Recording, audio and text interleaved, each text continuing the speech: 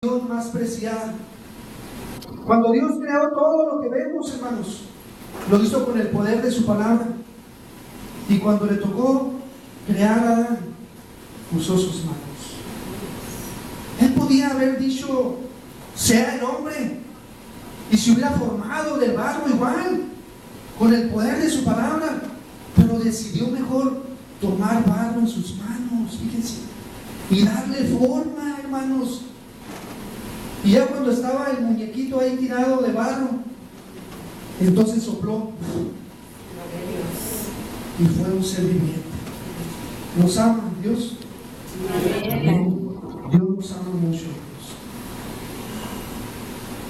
La segunda parte del llamado es que cuando ya hemos disfrutado, hermanos, del perdón, cuando ya hemos sido reconciliados, porque antes éramos enemigos de Dios y ahora somos hijos de Dios, fuimos transportados del reino de las tinieblas al reino de su Hijo amado, entonces Él nos comisiona para llevar esas buenas nuevas. Él nos envía. Ya tenemos todo lo que necesitamos. Ya somos hijos de Él. Tenemos su favor, tenemos todo. Y luego nos dice, ve y lleva estas buenas nuevas a los que no la tienen. Ve y llévalas. Háblales de mí. Allí en su trabajo, en su escuela, cuando se acerca a su amiguita o cuando se acerca a su compañera de trabajo y le cuenta los problemas en su casa. Oye, fíjate que ya no puedo, ya no aguanto, ya me quiero divorciar. Me voy a ir de la casa, voy a hacer esto, voy a hacer aquello. Ahí está el momento. Ahí usted es un instrumento en las manos de Dios para que esa vida sea transformada, para que esa vida conozca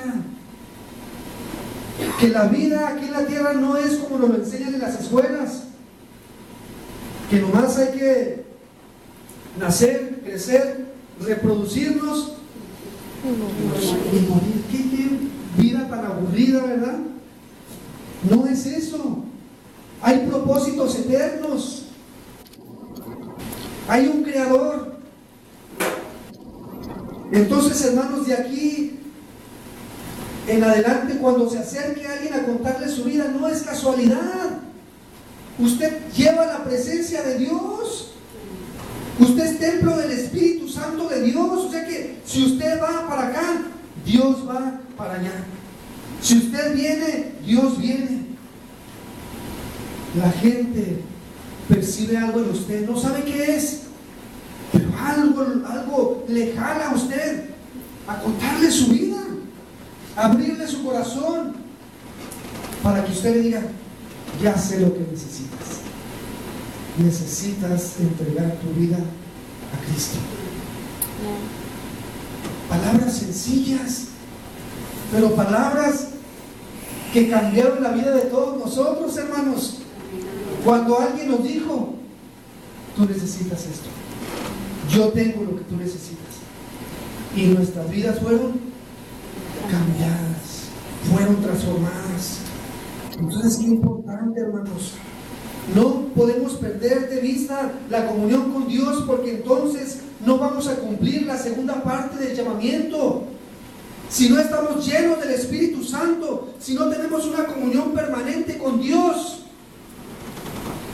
vamos a andar afanados, vamos a andar turbados como Marta, nos vamos a preocupar demasiado en la vida terrenal y vamos a perder de vista que hay propósitos eternos que se nos han encomendado ahora como seguidores de Cristo, que es necesario cumplir, hermanos.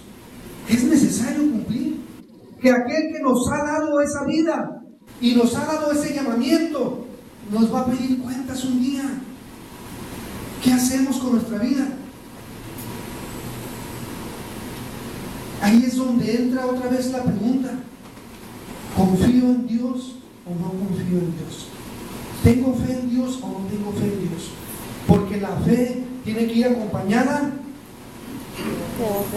de obras, dice Santiago. De obras.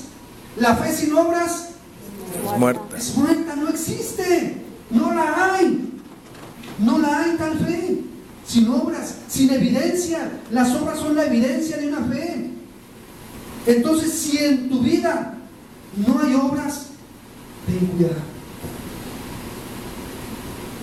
Ten cuidado. Si no hay algo que evidencie, no que traigas una Biblia cargando a la iglesia, eso no evidencia que tenemos fe. Hasta los ateos cargan una Biblia, hermanos. Hasta los ateos.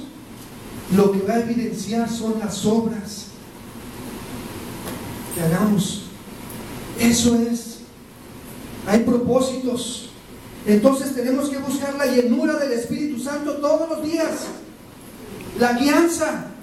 A mí me encanta leer el libro de los Hechos. Cuando la iglesia tenía una comunión íntima con el Espíritu Santo y hablaba con Él y decían, porque nos ha parecido bien a nosotros y al Espíritu Santo.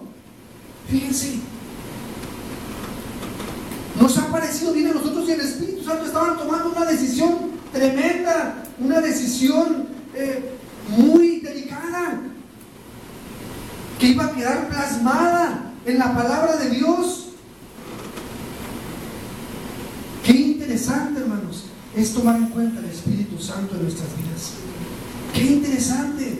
Jesús, cuando Jesús estuvo aquí en la tierra, sus discípulos le dijeron: Señor, enséñanos a orar. Y Él nos enseñó, y tenemos el patrón de la oración, el Padre Nuestro, que es como un bosquejo para orar.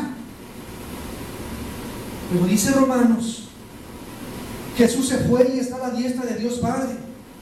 Pero dice Romanos que el Espíritu Santo nos ayuda en nuestras oraciones. ¿Qué hemos de pedir como conviene? Dice, no sabemos. En ocasiones perdemos el tiempo orando porque nos aferramos a algo que ya Dios nos concedió. Padre, dame paciencia porque no tengo. Ya te la dio Dios. Dame amor para amar a mi compañero que me hace la vida de cuadritos. Ya lo tienes. Estás perdiendo tu tiempo, estás pidiendo algo que ya no tienes. Solamente tienes que usarlo. ¿Ya? Cuando hay otras cosas más importantes, ¿por qué invertir el tiempo en la oración? Cuando tenga su tiempo de oración, diga al Espíritu Santo: enséñame a orar. Enséñame a orar. Quiero aprender a orar. Quiero que mi fe crezca realmente y todo lo que Dios me ha prometido, quiero creerlo y saber que Él lo va a cumplir. Pero yo quiero cumplir con lo que Dios me ha encomendado. ¿Qué te ha encomendado Dios?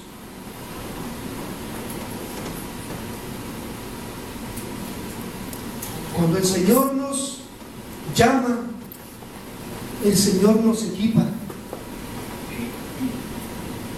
con lo necesario. Primeramente nos da su Espíritu Santo. Viene a morar en nosotros. Tú eres una persona especial, hermano. La gente dice que todos somos hijos de Dios, pero nosotros sabemos que solamente aquel que cree en el Señor Jesucristo y pone su fe en Él, se le da el derecho, se le da el poder de ser llamado hijo de Dios. Solamente, no hay otra forma.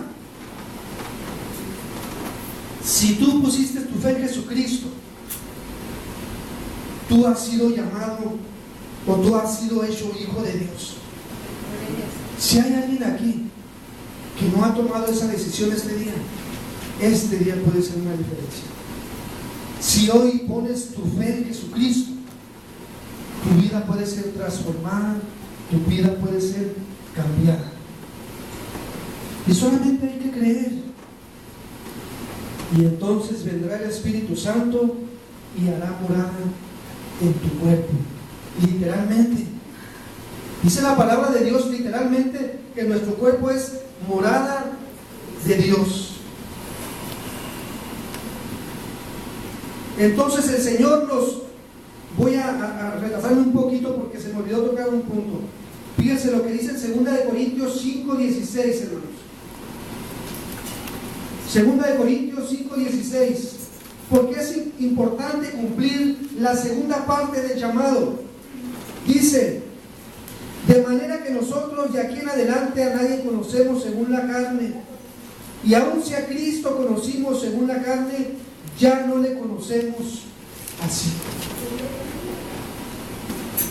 Cuando usted se entrega a Cristo, usted se convierte en un representante de Dios aquí en la tierra. Y usted no tiene que hacer acepción de personas para llevar el mensaje, ni tiene que juzgar a la gente según la carne, ni tiene que confiar en Cristo según la carne. Aquellos que conocieron a un Cristo antes de venir a sus pies, tienen que conocer a un Cristo nuevo. Tienen que tener una experiencia nueva con el Señor. No es el mismo que conoce todo el mundo. Es un Cristo nuevo, un Cristo personal, un Salvador personal, alguien con el que vas a pasar toda tu vida terrenal conociéndolo, y un día vas a ir a conocerle personalmente, o vas a ir a verle cara a cara. Entonces, a nadie conocemos según la carne, hermanos. Ya. ¿Qué quiere decir? Que para Dios no hay cosa imposible. No puedes decir, no. Imposible que Dios toque a esa persona. Estás equivocado. Si conocieras testimonios de algunos de los que estamos aquí, podrías haber dicho lo mismo. Es imposible. Hay un refrán en el mundo que dice que árbol torcido jamás su tronco endereza. Ese es un refrán del diablo. Que el Señor lo reprenda en esta hora. Dios tiene poder para enderezar, hermanos. Amén. Amén. Dios tiene poder para enderezar. Para Él no hay nada imposible. Por eso ya no vamos a juzgar a la gente, ni vamos a conocer a la gente conforme a la carne. Ahora eres espiritual. Ahora tienes que creerlo, dice Filipenses 4:13. Todo lo puedo en Cristo que me fortalece, todo. Y dice la palabra de Dios que al que cree todo le es posible. Cuando vamos a compartir el mensaje no podemos ir con incredulidad, no podemos ir dudando. ¿Saben por qué? No va a pasar nada. Cuando Jesús volvió la segunda vez a su casa, a Jerusalén, cuando lo vieron, dijeron, ¿qué no es ese el carpintero, el hijo de María? ¿Qué no están sus hermanas y sus hermanos entre nosotros? ¿Y saben qué dice la palabra de Dios? Que no pudo hacer ningún milagro. ¿Qué no es Jesús Dios? Sí, pero no pudo hacer ningún milagro por la incredulidad de ellos. La incredulidad, hermanos, es fatal en la vida del cristiano. Por eso nos llamamos creyentes. ¿Por qué? Porque creemos en Dios, porque le hemos creído a Dios, por eso le seguimos, por eso vamos por fe. Somos creyentes, hermanos. Entonces, qué importante es ver esto, hermanos, que si tú crees, todo es posible. Si tú lo logras creer. El apóstol Pablo dijo, todo lo puedo en Cristo, que Él me fortalece. Pero lee todo Filipenses y ve la vida que llevó Pablo y ve todo lo que tuvo que atravesar para alcanzar esa fe. Dijo, he aprendido a vivir cualquiera, he aprendido a tener contentamiento cualquiera que sea mi situación, cualquiera. Dijo, he aprendido a tener contentamiento. Sé vivir en la riqueza, en la pobreza, sé estar en la abundancia, sé estar en necesidad. Había aprendido a tener contentamiento en todo eso. Y en ocasiones nosotros, cuando pasamos por necesidades, no tenemos contentamiento. No buscamos a Dios en oración, no disfrutamos su presencia. Nos enfocamos en el problema, en la necesidad, y andamos como aquel que se está ahogando, tratando de salir como si no somos hijos de Dios. Como si Dios no tuviera control de nuestra vida. Como si no fuera Dios aún el que envió esa prueba a nuestra vida. Fíjense. ¿Quién sabe cuántas pruebas ha enviado Dios a nuestra vida para que crezcamos, para que maduremos, para que nuestra fe se afirme y crezca? Y no dejamos que eso tuviera alguna esencia o alguna, se me va la palabra, enseñanza. No dejamos, porque tienen su trabajo completo las pruebas que Dios manda y producen fe. Pero dice, pero tenga la prueba su trabajo completo. Entonces el no tener comunión con Dios nos va a llevar también, hermanos, a no saber por qué estamos pasando por eso en nuestra vida. Y vamos a andar reprendiendo al diablo y a los demonios. Y nada, hermanos, que Dios nos está probando. Nada que es Dios. Y andamos haciendo cosas que no debemos de hacer. Pero Dios quiere trabajar en nuestra vida por algo. Dios nunca te va a querer destruir por medio de las pruebas. Su propósito es que crezcas, que madures, que camines hacia adelante. Ese es su propósito, porque te ama. ¿Cuántos quisieran ver a sus hijos que no crecieran y que quedaran de este tamaño a los 20 años? Nadie. Pastor, ¿qué cosas dice, verdad? Claro que no. Pues tu Padre Celestial no quiere que tengas 20 años en el Evangelio y que estés así de este tamaño. Él tampoco quiere, ¿verdad? Él tampoco quiere, hermanos. Pero ¿cómo es que los jóvenes pasan de grado en la escuela? Por medio de exámenes. Y Dios primero nos enseña y luego Él no te va a mandar un examen que no esté enseñado en tu vida. Pero tienes un compromiso de saber lo que está sucediendo en tu vida. ¿Le has preguntado a Dios, Padre, por qué está pasando esto en mi vida? En vez de, ¿para qué? ¿Por qué está pasando, Señor? No es que te esté reclamando, quiero saber solamente si esto viene de parte de ti. Y si viene de parte de ti, Señor, yo esperaré en ti y confiaré en ti. Como dijo el salmista, pacientemente esperé a Jehová y se inclinó a mí y oyó mi clamor. ¿Y me hizo qué? Sacar. Pero no sabemos esa paciencia cuánto duró. En la vida que llevamos hoy todo es express y queremos que las cosas rápido. Señor, necesito esto, aquello. Tengo esta necesidad, Señor, súplela rápido. Tengo esta enfermedad, sáname rápido. ¿Qué le dijo Dios a Pablo cuando le dijo a Pablo que le quitara el aguijón? No te lo voy a quitar, Pablo.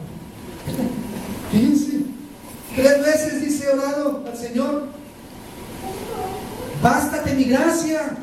La gracia del Señor en nuestra vida es lo que más necesitamos, hermanos. Es lo suficiente. Tienes la gracia de Dios, tienes a Dios para ti. Amén. Tienes el favor de Dios. Lo que esté pasando en tu vida no va a ir más allá de lo que ya esté dispuesto, porque Dios tiene control de todo. Pero tienes que creerlo, y entonces vas a crecer, entonces vas a pasar de grado, entonces te vas a graduar. Pero si repruebas, va a llegar el momento otra vez la prueba.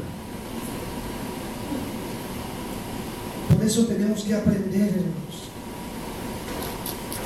porque Dios siempre quiere lo bueno para nosotros, siempre quiere la bendición para nosotros. ¿Cuántos padres de aquí han querido lo malo para sus hijos? Pastor, ¿qué preguntas?